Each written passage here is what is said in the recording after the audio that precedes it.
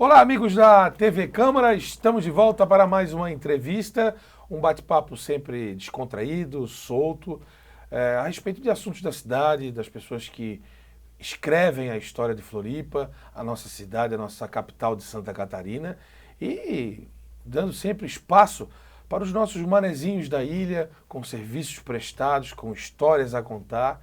E esse é o nosso caminho, é o nosso trabalho aqui no Café e Prosa. Hoje recebendo Heitor Machado Cordeiro, 55 anos, manezinho lá do Sambaqui, bairro tradicional da nossa ilha de Santa Catarina, por 26 anos coordenador das divisões de base do Triunfo, uma equipe importantíssima do futebol amador da nossa cidade. E ele também tem a sua história de vida como bom manezinho desse nosso bairro maravilhoso que é o Sambaqui, Santo Antônio de Lisboa e adjacências. Heitor, prazer te receber aqui no Café e Prosa da TV Câmara para contar a sua história e para contar esse projeto brilhante do querido e estimado Triunfo. Seja bem-vindo. Obrigado, é um prazer estar aqui, agradeço o convite, tamo junto. Heitor, e aí, me conta um pouco da tua vida, como é que foi a infância lá no Sambaqui, um tempo diferente, né? Um tempo onde nós tínhamos menos estrutura nos bairros, os bairros distantes do grande centro da capital. Como é que foi a tua infância no Sambaqui? Infância sadia, boa, muito saudável, né? Tempo que a gente subia o morro para brincar, e algumas brincadeiras que a gente tinha na época, e olhava de cima e não via o telhado de nenhuma casa, porque a vegetação cobria a maioria, né? Tirando as casas da beira da praia, eu não via telhado. E hoje tu sobe lá, eu inclusive moro lá em cima no morro hoje, tenho a casa num local com visual privilegiado, muito diferente de até então. Mas uma infância muito boa, muitos amigos, brincadeiras, algumas que não dá para falar hoje que a gente faz, nesse horário não dá para falar, né? Algumas que não é mais possível fazê-las, né? Os espaços não permitem, a violência, o trânsito, mas enfim, uma infância muito boa. E a natureza fez parte dessa infância, né? Muito. Lá tem a mata, né? Tem toda a questão montanhosa que envolve o Sambaqui, sem falar nas praias, né? Mar, né? As brincadeiras na praia também, né? Sim, sim. Muita coisa na praia, no mar, né? A gente vivia muito com a pesca, né? Desde os 10 anos eu acompanhava o meu pai nas pescarias que ele fazia. Ele não era pescador, era pescador nas horas vagas, no caso. Ele era funcionário do Estado. E era só ele chegar em casa à noite, chegava em casa à noite com o vento sul, eu já sabia que eu tinha que estar pronto para esperar ele para ir para a água. O vento sul, ele conhecia as toquinhas das pedras lá, onde colocar a tarrafa, que era a batata, a tanhota. Quando o vento sul chega, né, de maio a julho, tem a pesca da tainha, que é uma tradição nossa. Agora, o vento sul, quando bate nos outros meses, tem outros tipos de pescaria. O peixe encosta, né? O mar fica muito revolto, o peixe encosta, entra nas toquinhas da pedra, nas praias também. E aí o pescador sabe os locais, né? Pela tradição, pelo costume de sempre passar. Eu lembro até hoje, né? Ele tocava a tarrafa e dizia, agora vai trancar, vai para ali, vem para cá, me ajuda aqui. Então sabia cada pedra que tinha no fundo, cada toquinho onde colocar a tarrafa e era sempre certeiro. E aprendi muito com isso. Depois eu passei a fazer isso também, né? Hoje eu não tenho tanto tempo para fazer como gostaria, mas fiz bastante também. Bastante peixe na região, né? Camarão também, né? Camarão branco. O pessoal dali é forte no camarão branco. E hoje tem a ostra, né? Também. A ostra, que é muita tradição também, o cultivo ali em Sambaqui, né? Mas naquele tempo era na pedra, né? Na pedra, a ostrinha da pedra é mais saborosa. Mais difícil, rende menos, né? Porque é pequenininha, mas é bem mais saborosa que essa de cultivo. Aliás, para mim, como bom manezinho, a melhor ostra é a ostra ao natural. Também. É a que eu mais gosto, né? Albafa até gosto bastante, né? Com temperinho e tal. Assada na brasa é muito boa também. Também, né? A gratinada eu já acho enjoativa. Sim. É uma iguaria mais moderna, né? Que vem queijo, tal. Mas, enfim, é uma infância raiz, né? Podemos considerar assim. Infância raiz, muito saudável. Muito saudável. Rica, né? Rica em aspectos culturais. Sim, né? sim. A tradição do bairro, tudo que as brincadeiras tradicionais, bola de gude, peão, pipa, futebol na rua, quando um espaço de campo sumia porque algo era construído, corria para um terreno baldio de outro que ainda não tinha construção, e nesse processo, além do campo, né, sempre tinha um terreno baldio que a gente praticava futebol, brincava. É.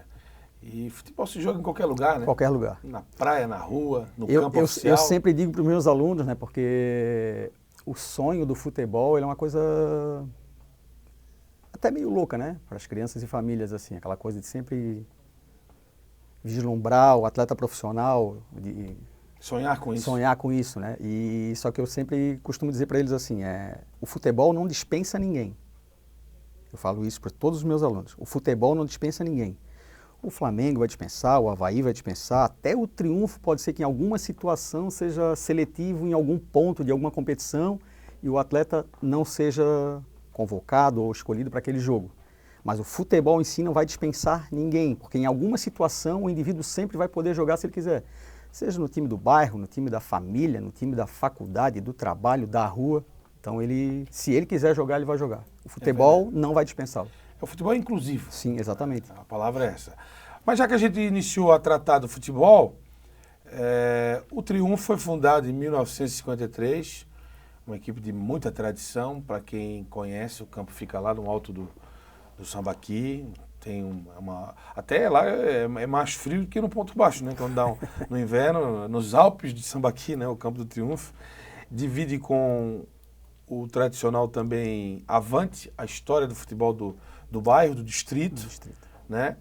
E em 1999 foi criado esse projeto das divisões de base, né? De crianças aí de 6 a 17 anos. E você está nisso há 26 anos, né? Mais de 3.000 atletas já passaram por essas divisões de base do Triunfo. Como começou tudo isso, hein, Heitor? Conta pra gente. Quando eu saí do ensino médio, eu fui fazer o curso de mecânica na antiga Escola Técnica Federal, que hoje é o IFSC, né? Sim. E concluí o curso, até um pouco antes de concluir o curso de mecânica, eu já tinha ido fazer um estágio na Dígito Sistemas Eletrônicos, empresa de tecnologia, acho que uma das primeiras de Florianópolis. E fiquei por 5 anos. Cheguei a encarregado do setor, tinha um bom salário, inclusive, só que não estava feliz. E como eu era muito apaixonado pelo esporte, né, um dos meus ídolos era um professor de educação física de 5ª a 8ª série, e aí porque queria trabalhar com esporte, eu joguei tudo para o alto e fui fazer educação física. Fiz os 2 vestibulares, passei nas 2 e acabei escolhendo a UDESC. Entrei em 96 e um ano antes de me formar, a pedido, a convite, ou aconselhado pelo Maurício Meurer, o atual presidente na época, pai do Gabrielzinho. Pai do nosso eterno vereador Gabrielzinho. Perguntou por que eu não montava uma escolinha no Triunfo. Aí eu falei, não estou formado ainda. Ele disse, daí qual é o problema? Tu já vive aqui no Triunfo desde criança, tu já está aqui, tu sabe tudo, tu conhece tudo. Tu não consegues? E na época eu já tinha outros trabalhos ali, né, porque eu estava noivo e trabalhava no Correio na época até, e fazia mais dois bicos ali dentro de coisas da UDESC, né, dava aula de natação também na época. Aí montei em 2 dias da semana, só de manhã, porque eram as 2 manhãs que me sobravam, e não tinha nenhuma tarde livre, nenhuma noite, né, eu fazia faculdade à noite. E aí montei nas terças e quintas, no dia 19 de abril de 99.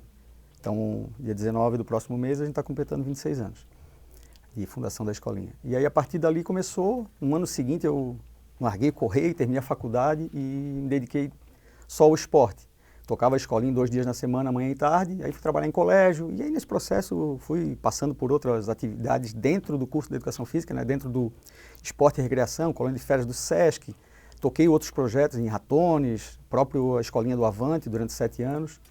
E venho dentro desse círculo, na maioria das situações dentro do futebol, algumas coisas de futsal e futsal também, mas o futebol tem sido a minha vida aí já há um bom tempo.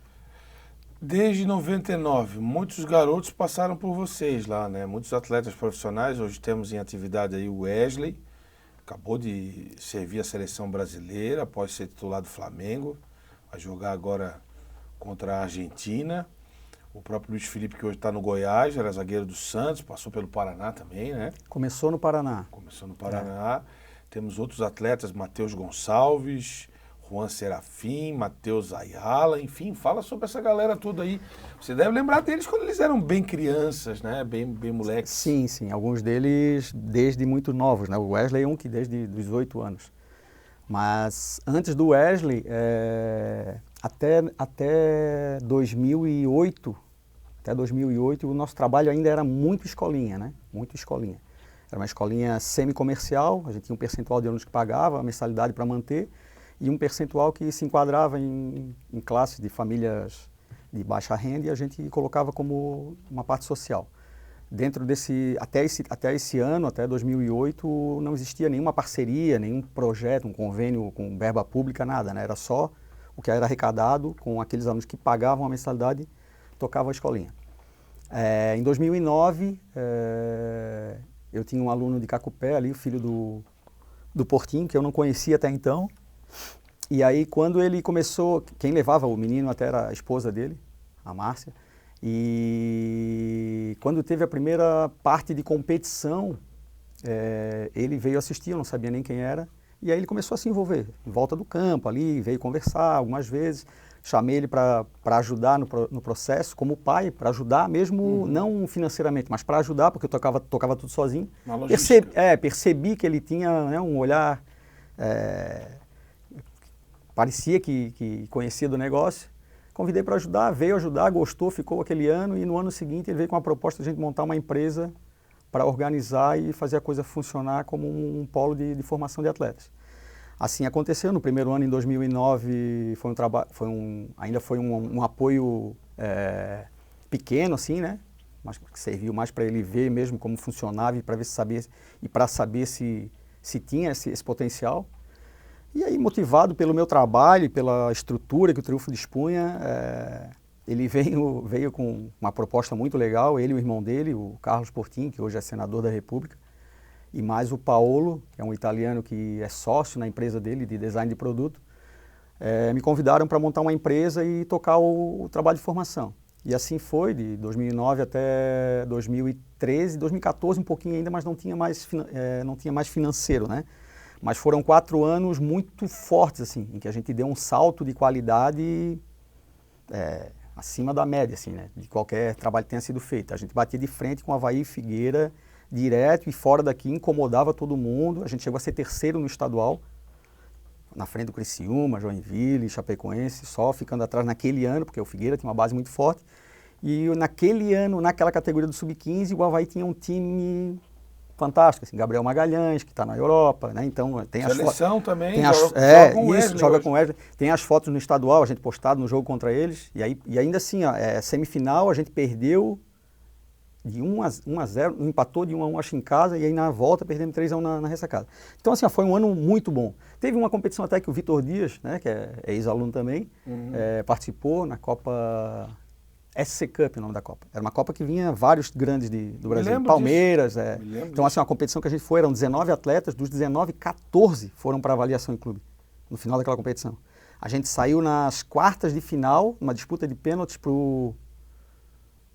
Quem foi, Dias? Grêmio Prudente, eu acho, que tinha, na época, o Desportivo Brasil, né? Na época tinha um timaço. Eles foram até a final com o Atlético Paranaense, perderam para o Atlético Paranaense de 1-0. Então, assim, o nosso time era muito forte, o trabalho era muito forte, muito bom. A coisa funcionou muito bem. Final de 2013 a gente aprovou, porque já tinha uma projeção de saída da empresa, né? O trabalho, a ideia era essa mesmo, 4 anos de trabalho, e depois que o trabalho continuasse com aquilo que foi produzido de jogador para clube ou uma vinda de um outro projeto. E assim foi feito, a gente apresentou um projeto para o Ministério dos Esportes no final de 2013, aprovamos o projeto, tivemos que captar o recurso, em 2015 a gente aplicou esse recurso no projeto. 2015 foi um ano fantástico. Não tinha mais a empresa, mas o que a gente conseguiu fazer naquele ano e nos 2 anos que se seguiram, só pelo reflexo do trabalho que a gente fez em 2015, e claro, com o que já tinha do trabalho com o Portinho, foi uma coisa fantástica. Assim, número de competições vencidas, número de competições, participação, vitórias, e o que aquilo gerou. Aí em 2014 eu fui com alguns atletas nossos para a França, para uma competição na França, e 2015 e 2016, 2016 e 2017, por causa da vitória na Copa Floripa Brasil, em 2015 e 2016, a gente foi para a Gothia Cup na Suécia. Eu me lembro dessa Copa. Maior competição de categorias do base do mundo. Do mundo. Não tem nada igual aquilo lá. O Avaí já foi também. O Avaí foi o último catarinense que foi o Avaí. Em 2015, só para a gente ter uma noção assim, da grandiosidade da competição, em 2016, que foi o primeiro ano que a gente foi, com o Sub-15, só na categoria Sub-15 eram 222 equipes. Só no Sub-15. Olha só. E é campo isso. Haja campo. Haja campo. Tem um local só lá que tem 22 campos, um do lado do outro. Um do lado do outro. 22 campos de grama e ainda dentro de uma estrutura coberta, um campo sintético oficial. Qual cidade? Gotemburgo. Em Gotemburgo. Legal. Fomos 2 anos seguidos, 2016 e 2017. Eu me lembro que as divisões de base do Avaí estiveram lá, estiveram também na Dinamarca. Isso, na Dana Cup, que é ao lado. Me recordo bem desses fatos, inclusive o Diogo era um dos responsáveis pela base do Avaí. Né? E aí nesse projeto de 2015, o Wesley começa a aparecer. Claro, ele já parecia menor, né? Hoje eu estava dando uma olhada nas fotos para dar uma relembrada, assim, tem uma competição da escolinha, na escolinha do Avante ainda, né, que eu tocava lá. Tem uma competição que é o Campeonato de Escolinhas de Florianópolis. Foram 8 jogos até a final. Todos os jogos ele foi o craque da partida. Ele tinha 13 anos, ele era do Sub-13. Todos os jogos, estava vendo as fotos lá hoje, porque ele botava aquela plaquinha, craque da partida. Eu estava em todos os jogos daquela competição, ele foi o craque da partida. E aí em 2015, quando ele começou a participar mais efetivamente, em 2014 ele já estava no Triunfo, né? Mas 2015, quando ele começou a participar mais efetivamente, assim, e ser convocado para os jogos, porque a gente sempre deu muita, principalmente depois do trabalho com o Portinho, a gente começou a dar muito mais ênfase para o Sub-15 e o Sub-17, por causa da formação, né? Então a gente tinha a escolinha, mas o foco maior era no Sub-15 e Sub-17. E aí a gente começou a puxar ele para jogar para o Sub-15. Então ele foi para algumas competições com a gente, Copa Floripa, Maravilha, Saudades, essas competições que a gente fazia, né, que eram fortes, a gente fazia. E tem algumas situações de jogos assim amistosos contra Avaí, Figueira e Guarani que ele participou. Tem uma foto lá que é emblemática, assim, eu não tinha, na verdade, foi o nosso preparador de goleiros da época, que recuperou do saudoso Celso Martins, que era o fotógrafo do jornal O Estado, morava lá. E o Celso era um apaixonado também, cobria, fotografava tudo. E tem uma foto dele que o Bruno guardou e mandou para mim esses dias, que é louco. A foto é muito louca, assim. Era um Sub-15 contra o Guarani da Palhoça, que tinha uma base forte na época, em 2015. Ou 16, eu acho que é 16, 2016. E aí ele tá no banco, ele era muito miudinho, né? E aí, pô, os guri tudo grande, acho com medo de colocar ele para jogar, com medo de perdendo de 3-2, nosso time já era forte também.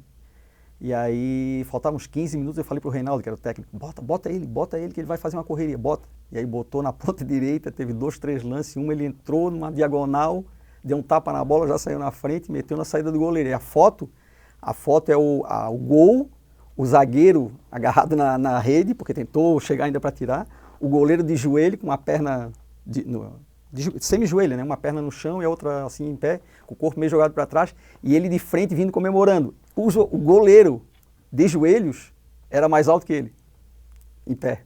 Cara, a foto é muito doida. Tem umas fotos que marcam, né? Mas por que ele não passou no Avaí, no Figueirense, hein? Tens uma opinião formada sobre isso? É difícil dizer, né? Porque vou estar sendo um pouco antiético também com os profissionais que trabalham em Avaí Figueira ou em qualquer outro clube, quando a gente vai dizer, quando a gente é da área e vai falar. Porque o que acontece?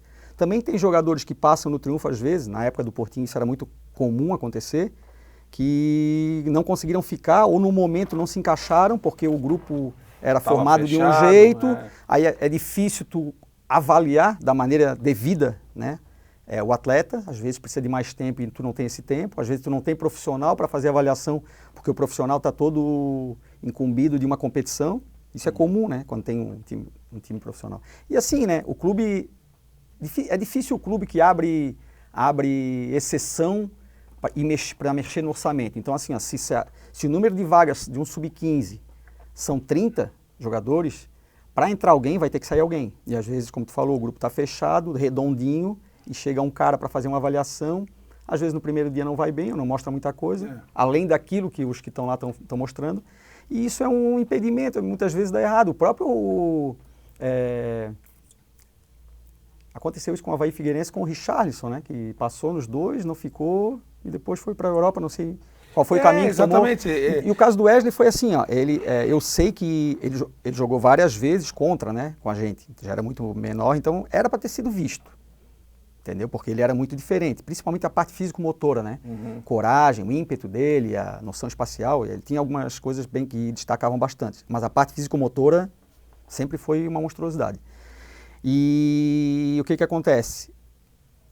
No Avaí foram só jogos contras. Ele nunca foi, eu acho até que o Balo chegou a levar ele depois ali quando era mais velho já, com 16 anos. Só que eu acho que o interesse também maior era no Figueirense. Naquela época o Figueirense não estava com uma base tão boa, estava meio desestruturado ali por causa da queda, né, para a segunda divisão. Precisou negociar algumas situações da base e ele chegou a entrar na base, só que daí quando começou o campeonato, isso é um pouco do que eu ouvi, do que ele me falou, né, e do que a gente sabe, assim. Talvez eu não seja tão correto em tudo que eu vou falar aqui. E só que daí naquela situação do Figueira está com dificuldades de precisar, às vezes, negociar com algum empresário, uma situação de financeira, ele tenha sido dispensado, né, quando não foi o interesse. Mas, como eu falei, faltou um pouquinho de olhar, mas também tem essa situação de naquele momento talvez não fosse... O Triunfo tem percentual sobre a formação dele? Não. A gente pode entrar na justiça, né? Mas é uma coisa muito difícil porque não teve registro de CBF. Isso é um porém, né, que a gente teve durante bastante tempo. E aconteceram algumas coisas que a gente parou de pagar o registro e a gente perdeu. E durante a época dele não foi feito o registro dos meninos. Ele deve ter se registrado em outro clube, né? Então, Como depois formador, no né? Figueirense deve ter um pouquinho, né? Porque ele ficou um pouquinho e deve ter sido registrado, porque ele chegou a começar a jogar o estadual, eu acho, e depois o Tubarão, né? O Tubarão. Antes do Flamengo, o Tubarão. Tem algum caso de algum atleta que o Triunfo tenha o registro como formador? O Luiz Felipe era um. Aí o que aconteceu no caso do Luiz Felipe? A gente tinha uma expectativa muito grande ali, né? Porque quando ele estourou, quando ele foi para o Santos... Estava tudo certo, e aí ele fez 2 anos maravilhosos, estava certo para ir para fora, tinha a proposta de alguns clubes europeus, e a gente estava ali torcendo por isso também, né? Por ele, pelo trabalho e pelo Triunfo. Só que daí veio uma lesão de joelho, que meio que travou a carreira dele, né? Ele ficou muito tempo parado, aí voltava, machucava, ficou nesse processo bastante tempo. Aí ficou no Santos um bom tempo, melhorou ali, e aí... Estava no Santos ali tentando recuperar a titularidade, aí o Santos estava mal, mas não botava para jogar, e o Atlético Goianiense pediu emprestado lá, fizeram um negócio para emprestar para o Atlético Goianiense. Ele foi para lá, se recuperou, começou a jogar, aí o Santos caiu, aí o Santos parece que queria trazer ele de volta, e ele estava com a família lá, negociaram e ele ficou. E aí agora tá no Goiás. Mas não teve uma transferência externa, né? Porque o que acontece? Para o clube amador, precisa ser uma transferência externa. Porque a FIFA acata, né, essa situação do clube formador. E dentro do país, dentro do Brasil, a CBF não acata porque ela exige que o clube amador tenha todas aquelas chancelas de formação, que é o auxílio, assistência técnica, odontológica, médica, todo o trabalho físico seja comprovado que o clube realmente investiu em toda a formação dele, né? Mas a FIFA acata. O Heitor, e tu és formado em Educação Física, professor, né? Sim. Profissional do ramo. Pelas tuas falas, eu vejo você assim como um perfil de treinador, né? De treinador, técnico, né? Coordenar o projeto é treinar também o time? Como é que funciona isso? Já aconteceu algumas vezes. Eu fui técnico enquanto o projeto ainda era escolinha. Com a chegada do Portinho, eu me afastei só para coordenar o projeto, para ser só coordenador. Tinha, né, um técnico para cada categoria, um profissional para cada função. E depois dali eu fiquei só coordenador. Aí, quando acabou a parceria com a empresa, a gente voltou aí para uma competição em Saudades, no oeste do estado. E aí lá Copa Saudades. E aí eu fui como técnico da categoria sub-15. A gente tinha um grupo muito bom, né, tinha uma safra boa em Sambaqui, mais alguns meninos que a gente conhecia. 2 meninos que tinham sido atletas nossos que estavam no Avaí. A gente conversou com o Diogo, que era o coordenador na época, conseguiu levar com a gente, montamos um time forte e chegamos até a final da competição. Eu era o técnico. E aí essa final deu essa possibilidade de a gente ir para aquela competição na França. E aí também fui como técnico. E aí depois, só em situações que a condição financeira do projeto não era o suficiente para a gente contratar um outro profissional. Aí eu assumia o Sub-17 e o professor que era o meu braço direito, que está comigo até hoje, o Gilmar, ele ia para o 15, Sub-15. E aí sempre chegando. É mais difícil coordenar ou treinar? É mais difícil coordenar. É. O ser técnico é uma loucura. É um não dormir. O coordenador também não dorme em algumas situações, mas ser técnico em prévias de jogo difícil, aí, competição, principalmente finais, não tem como dormir. A gente, uma coisa importante, né? O primeiro título municipal do Triunfo nas categorias de base foi quando o Portinho, no segundo ano que o Portinho estava com a gente, em 2010, né? Foi o primeiro título, Sub-17, em cima do Canto do Rio. E depois a gente ficou um tempinho ali, quando a gente foi vice por Avaí uns 2 anos ali, no municipal. E aí em 2015, quando já tinha acabado o projeto, que foi no ano do projeto do Ministério dos Esportes, a gente conquistou de novo, eu era o técnico. 2016 de novo, aí era o Gilmar. 2017 a gente não chegou. 2018 a gente foi vice, 19 campeão, 20 campeão, 21 e 22. Não, 20 não teve, né? 20 foi a pandemia. 19, 21 e 22, ou seja, depois do Avaí, o Avaí Figueira, o Triunfo é o maior campeão da categoria Sub-17. Então podemos afirmar que a estrutura iniciada em 26, em 2 períodos na semana que você instituiu e cresceu e chegou a esse patamar competitivo, ela se mantém. Hoje o Triunfo disputa todas essas categorias e continua com essa estrutura grandiosa. Sim. Hoje tem mais, né? Hoje tem o Bairro Educador funcionando lá desde 2022, que a gente coordena também. Tem 80 alunos só no futebol. São 8 oficinas, né? Uhum. Esporte, cultura e lazer. Só no futebol tem 80 alunos. A gente tem as 60 vagas da base, né? Sub-15, Sub-17, que é um projeto à parte. Temos um trabalho comercial à noite para famílias que não conseguem levar os filhos ou porque as crianças estudam no integral, fazem esse futebol à noite, a criança até 12 anos. E temos também com verba de impositivo, né? Começou com o Gabriel, foi até um projeto que ele idealizou e eu formatei, futebol para autistas. É muito inclusivo. Que é uma coisa fantástica. Antes de você descrever, no final de semana aí eu vou contar uma história rápida, que tem que contar, é um entrevistado, mas eu vou contar. No final de semana meu filho participou de um torneio e tinha um menino do espectro autista jogando num time. E o menino, né, vivendo o mundo dele em meio a uma partida de futebol. Comove a gente, toca a gente, mas de todo modo se torna uma questão inclusiva. E é nisso que eu queria que você contasse, né, essa experiência que tem lá no Triunfo.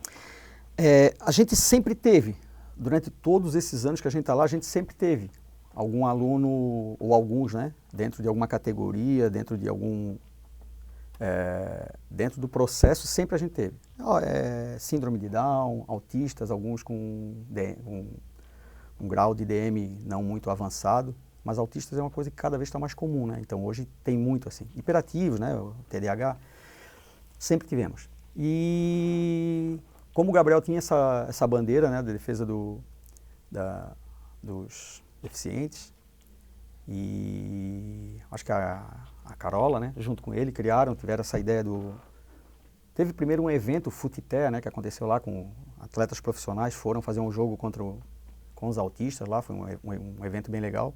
E dali para frente a gente começou eles alinhavaram o projeto, eu formatei ele para ser adequado ao que acontecia no Triunfo, porque a gente precisava de espaços livres em dias, né, que fossem possíveis acontecer. E a gente montou uma equipe boa para trabalhar, muito boa. E o projeto começou no ano passado. A gente está indo numa busca para ver se a gente consegue tornar ele em caráter emergencial para que ele não pare, porque o que aconteceu? No ano passado a gente começou em junho, era uma verba de impositivo, foi de junho a dezembro, e aí parou.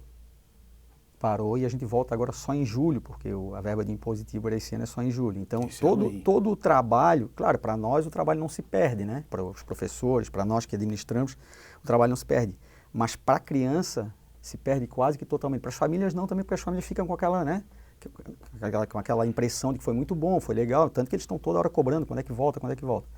E a gente tem essa tristeza porque fica esse tempo parado. E com o autista, em especial, todo o vínculo afetivo que é criado, mesmo que sejam 5 anos de trabalho, se tu parar 6 meses, tu perde tudo. É muita coisa, né? É muita coisa. Então, assim, o vínculo afetivo é a parte mais difícil do trabalho com o autista. Então, quando tu cria qualquer laço, é importante que ele se mantenha, né? E, infelizmente, a gente não aconteceu pela situação, pela condição. Então, a gente tem falado disso no projeto que eu mandei para assistência social, que é um projeto que a gente está fazendo de chancela.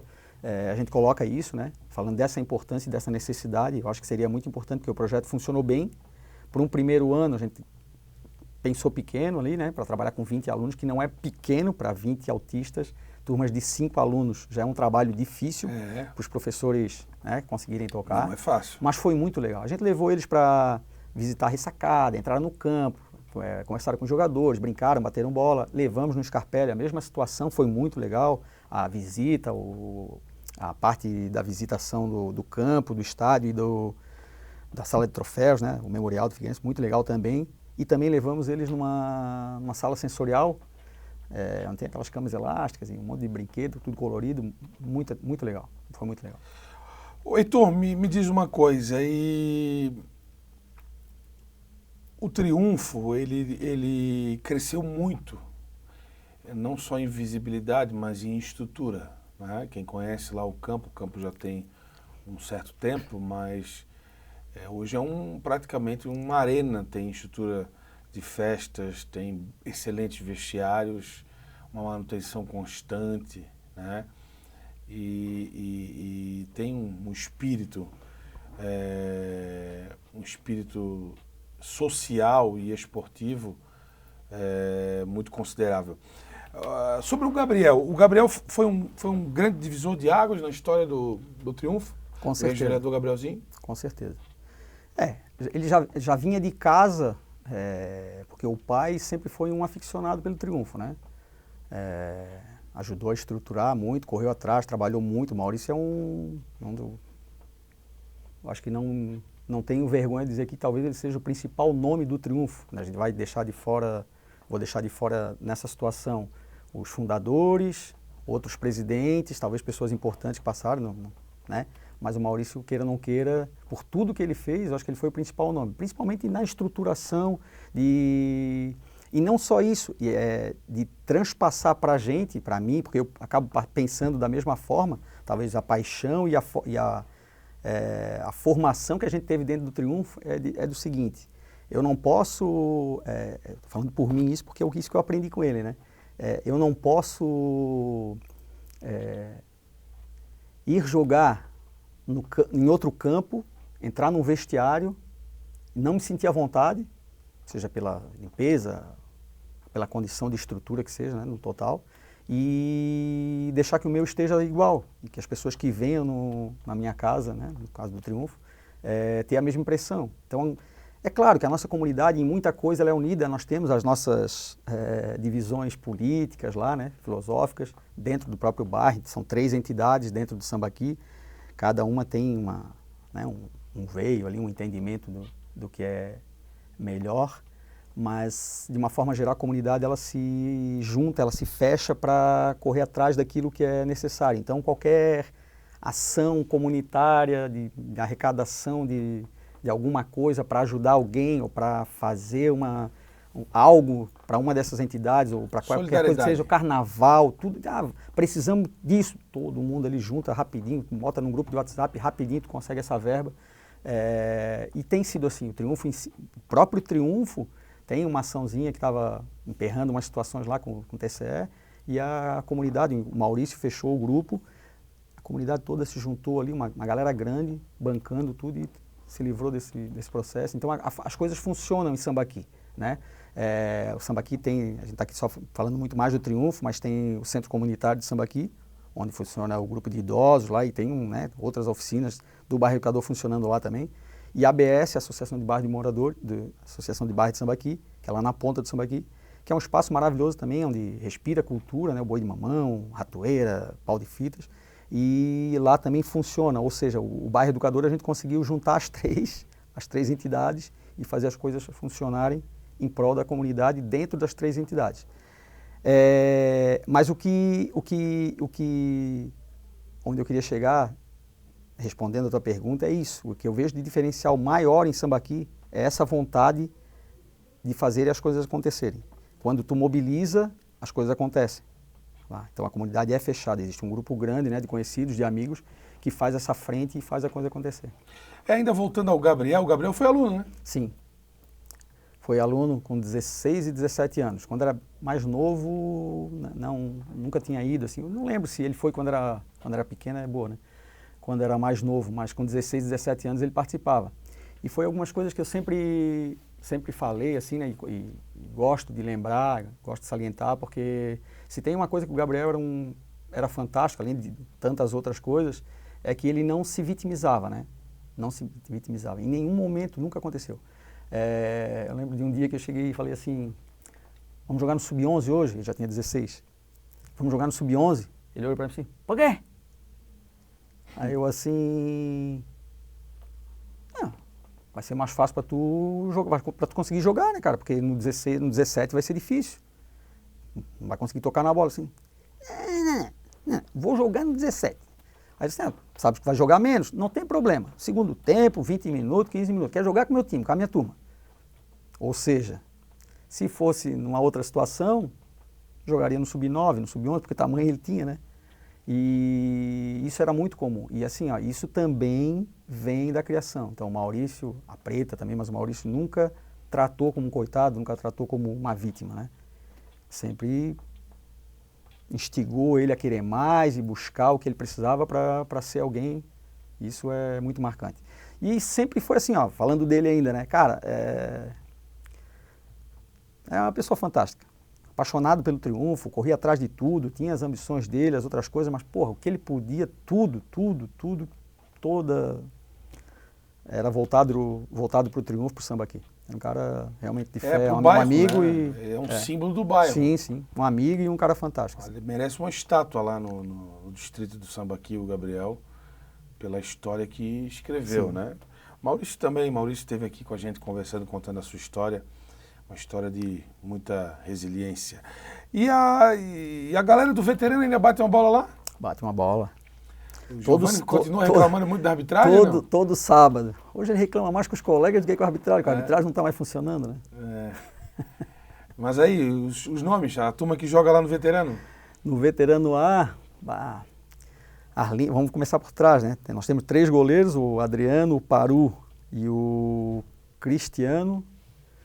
Aí temos o Arlindo, o Arroz, o Lúcio, Jaci, Natan, João na lateral, Heitor. O Heitor és tu? O Heitor sou eu. Qual a posição? Cada jogo num lugar, né? Mas a minha posição onde eu rendi mais foi do lateral.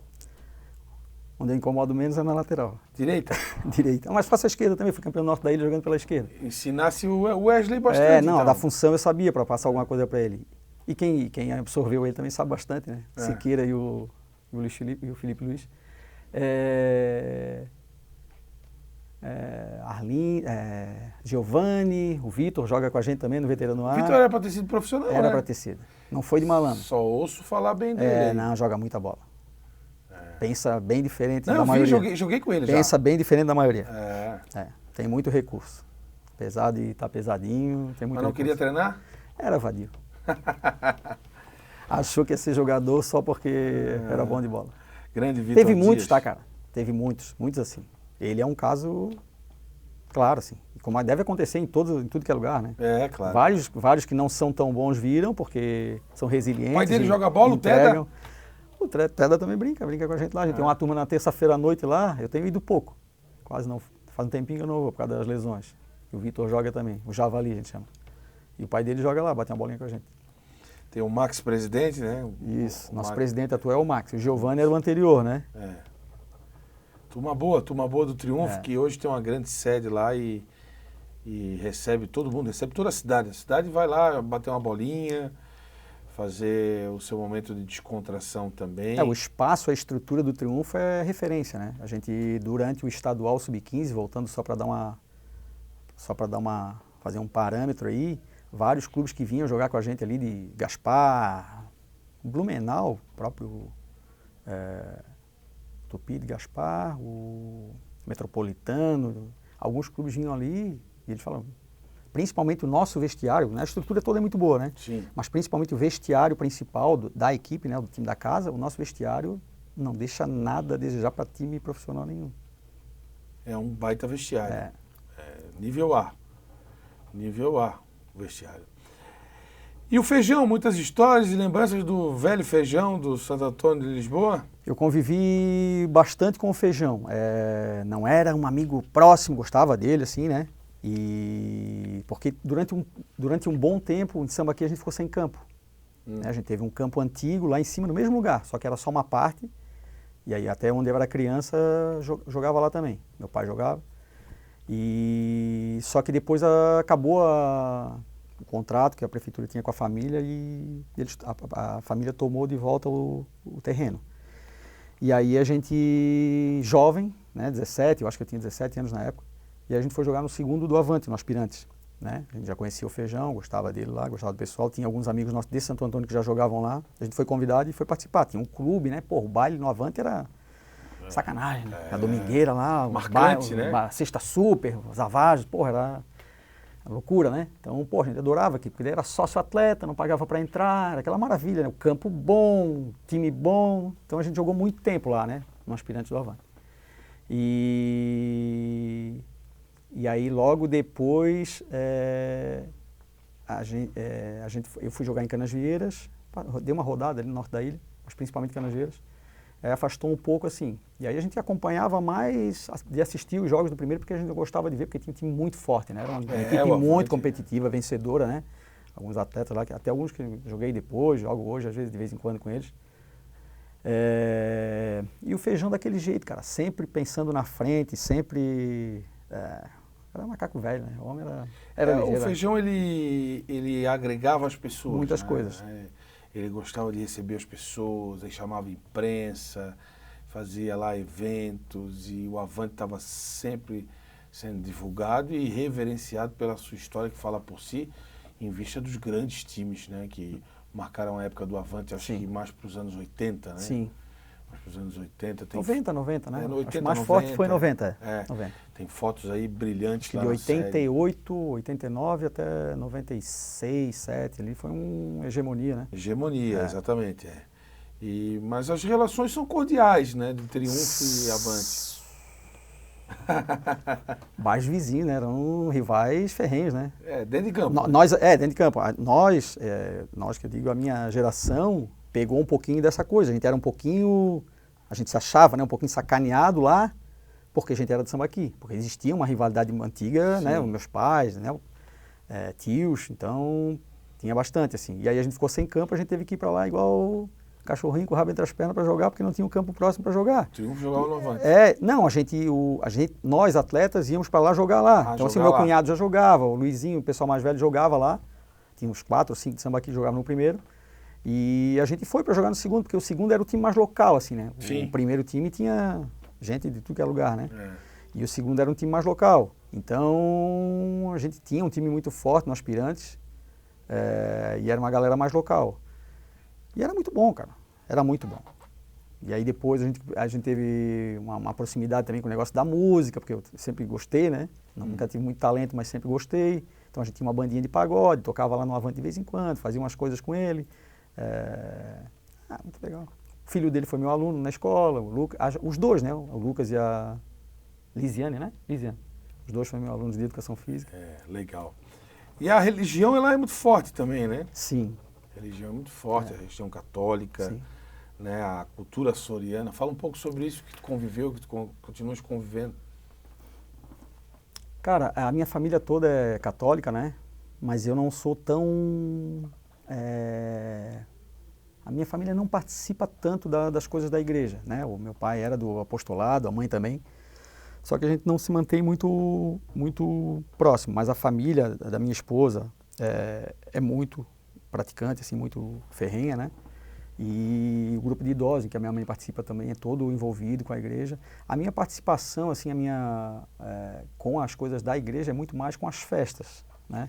A festa do Divino, a festa de Santo Antônio, sempre participei. Quando eu era criança, participava mais, né? Fiz todo o processo de Eucaristia e comunhão e crisma, todo esse processo, mas depois às vezes a gente vai se esquivando um pouquinho, vai deixando de lado e a questão da tradição, ela é muito forte, assim, e tem essa força com a gente, por causa das festas, por causa de tudo aquilo que aconteceu. A gente sabe que o nosso distrito foi criado, né, pela Igreja Católica. Então, a vinda da igreja para cá e para outras comunidades, a gente sabe que Santo Antônio é uma das 3 primeiras freguesias, né, de Florianópolis, e tudo isso tem muito a ver com a igreja, né, por causa da igreja. Sem dúvida. Quando Dom Pedro veio, a igreja já estava aqui, né, ele veio para conhecer, foi calçada aquela rua de Santo Antônio. A primeira rua? Foi calçada aquela rua de Santo Antônio para ele passar, onde ele ficou naquele casarão ao lado ali, e a gente sabe que ele veio na verdade, para visitar a igreja, porque ele queria ver como é que estava o funcionamento das igrejas em Florianópolis, né. Então, não tem como a comunidade não ter os costumes e as tradições muito enraizadas nas coisas da Igreja Católica. Sem dúvida, sem dúvida. Se nós temos ainda presente a tradição açoriana em Florianópolis, isso passa muito por Santo Antônio de Lisboa e Sambaqui, né? Como você falou, uma das 3 primeiras freguesias, a exemplo do Ribeirão da Ilha, e entre outras, né? Mas que a gente tem muita identidade, embora estejamos aqui no centro, na parte mais urbana, mas quando a gente vai para lá, a gente tem essa identidade e gosta muito daqueles ares mais tranquilos do distrito. Seu filho, o Heitor Machado, repórter, hein? Como é que teu filho foi virar repórter e jornalista? Né? O futebol ajudou isso? Eu não sei, sim, eu não sei se ele vai lembrar, né? Mas eu não queria. Mas enfim, nunca falei que não queria, né? Ele treinava comigo lá na escolinha do Avante, depois no Triunfo também.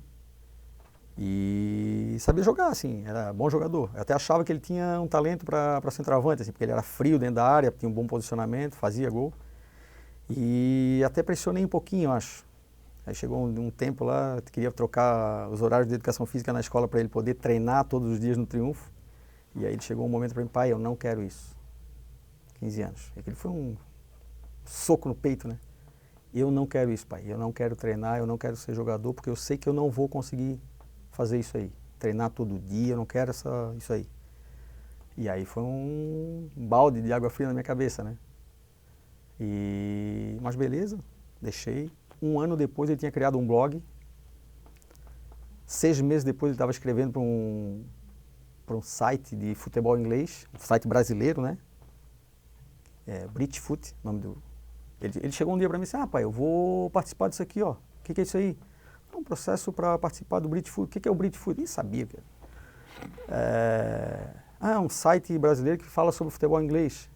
Aí eu assim, tá, mas tu sabes falar inglês? Aí disse, não precisa, pô. Aí eu assim, tá, cara, mas como assim? Isso aí não tem que ser repórter para escrever e falar sobre isso aí?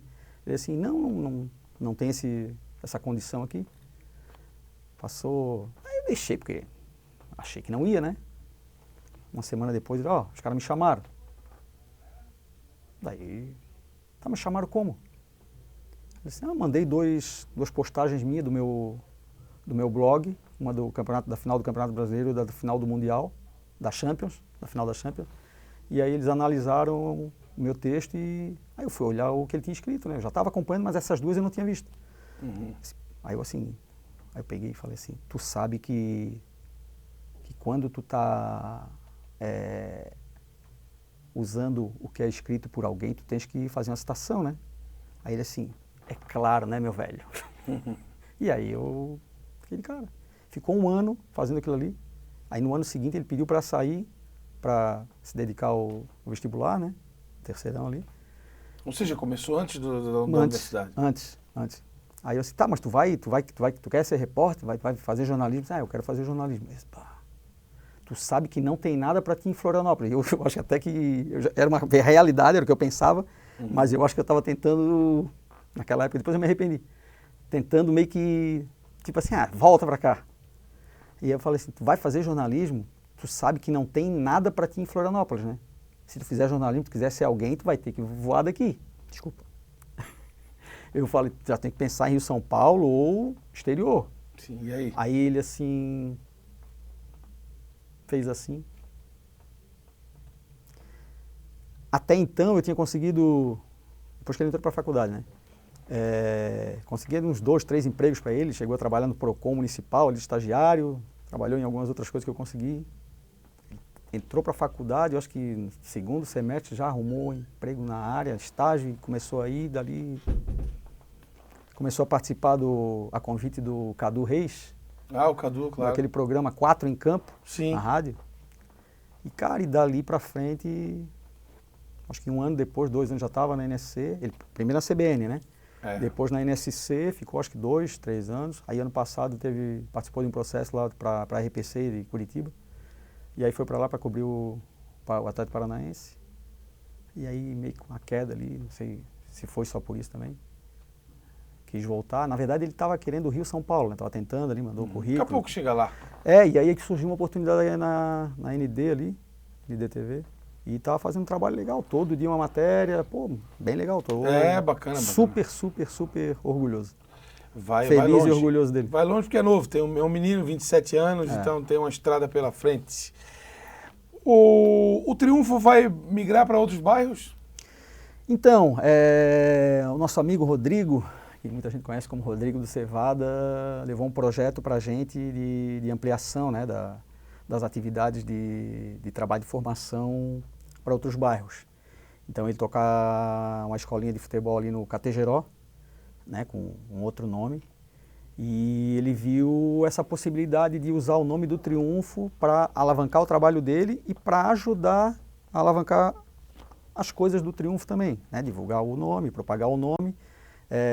Um dos objetivos é captar atletas para a base do Triunfo, né, então ele vai montar mais 1, 2, 3, ele está com algumas ideias ali de polos na cidade e esse trabalho, claro, tem a questão comercial que é o que está à frente de tudo, mas para nós, entidade, principalmente para mim, para o nosso trabalho, essa coisa do poder da captação de atletas que se destaquem para vir jogar com a gente, né, e a gente tentar preparar melhor para colocar em clube, é um dos principais objetivos.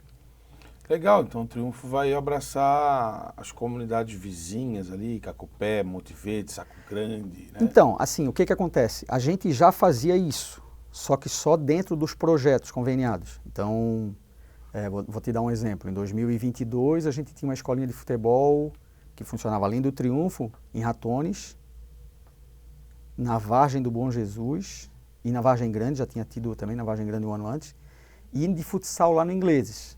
Tudo dentro dos projetos conveniados que a gente manda com o Triunfo como entidade. São polos dentro do... Mas aí é um trabalho com o recurso da verba de convênio. Sim. No caso do Rodrigo, não. Ele está fazendo um trabalho comercial, né, que é interessante para ele, interessante para o Triunfo e interessante para o nosso trabalho da base também. Parceria, legal. Heitor, para a gente finalizar, o que te dá saudade do velho Sambaqui, hein? Primeiro, meu pai, né?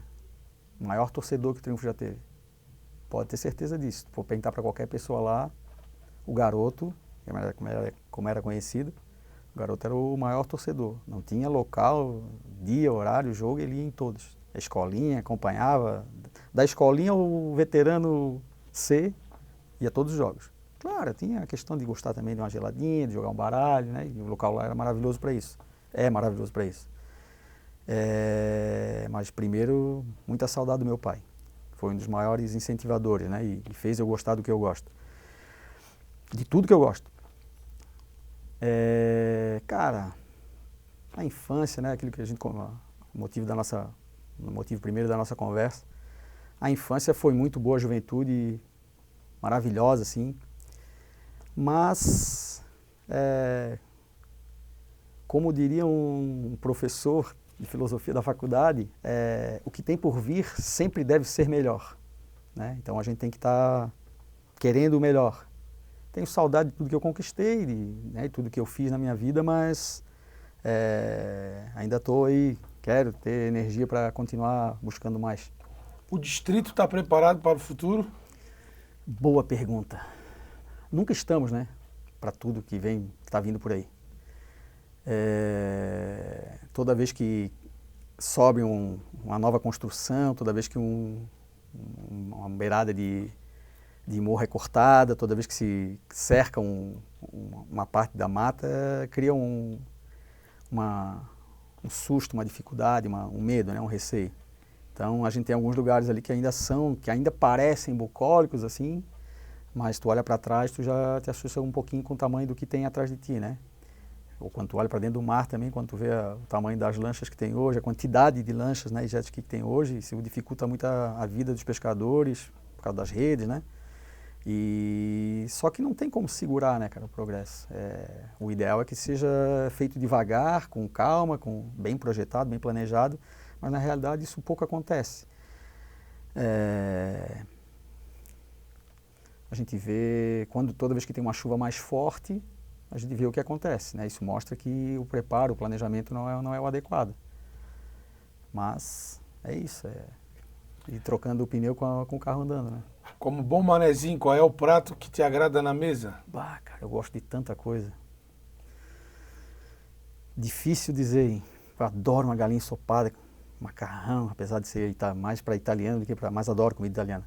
E do mar eu gosto de tudo, cara. Pô, camarão, siri, eu acho que gosto mais até de siri do que camarão. Pô, ostrinha da pedra, como tu falou. Tu ir para uma praia acampar, ou para ilha, como a gente ia quando era mais jovem, a gente ia muito para as ilhas de Ratones acampar ali no final de semana. E de barco? De barco. E ficava lá. E aí, pô, tu ia pescar à noite, pegava o peixinho, chegava na hora, assim, aquela tanhota com escama, tu já chegava, jogava na brasa viva, assim. Isso até assusta alguém, né? A tanhata fresquinha na brasa, e aí come ela com escama só com um limãozinho. Ah, isso aí não é o prato que eu mais gosto, mas só de pensar no contexto, isso já saliva, entendeu? Ah. Legal. Heitor Machado Cordeiro, 55 anos, professor de Educação Física, coordenador do projeto das divisões de base do Triunfo. Sua história contada, a história do Triunfo mais recente também, e que o Triunfo siga o seu caminho com glórias, conquistas e revelações de craques, né? Importante. Que é o importante também no projeto. Eu sempre digo que, assim, a questão do Wesley, do Luiz Felipe também, mas do Wesley, é o ápice, né? Eu não preciso que ninguém, e nem ele, né? Que nem ele, nem ninguém diga para mim assim, tu fizesse isso. Eu falo isso para o meu professor, porque o meu professor às vezes fica chateado com algumas coisas. O professor que eu digo, que está trabalhando comigo, o Gilmar, ele estava, né, durante o processo com o Wesley. Então, às vezes, o professor alguns, né, se sentem meio esquecidos, né, ou escanteados, Aí eu digo o seguinte, tu sabe o que tu fez? Tu sabe da tua importância no processo? Pronto, é isso. Isso é o que vale. Consciência tranquila. Consciência tranquila. Tu fizesse a tua parte, tu sabe que tu fez a tua parte bem feita, mesmo que tu ache que tenha errado, mas tu contribuiu, pronto, é isso aí. O que vier além disso é lucro, entendeu? Em qualquer profissão, tu não vai ter reconhecimento total daquilo que tu fez ou do que tu é, total, do que tu fez ou do que tu é. O reconhecimento tem que ser teu, tu tem que saber que fez bem feito. Exatamente, tem que saber que fez bem feito. Eu, né, também já fui um pouco assim, como ele, mas chega um momento da vida que tu fica mais tranquilo com as coisas, né? Maturidade. Deve ser isso aí. Obrigado, Heitor. Eu é que agradeço. Nos encontramos lá no Campo do Triunfo. Sempre, com certeza. Maravilha. Heitor Machado Cordeiro, coordenador do projeto das divisões de base do Triunfo, também coordenador do Bairro Educador lá em Sambaqui. Tem uma história bonita de luta, de trabalho e de resultados, e muitos craques passaram por ele também. A supervisão técnica de Tiago Veríssimo e a direção-geral da TV Câmara da jornalista Carla Silveira. Um abraço a todos e até a próxima.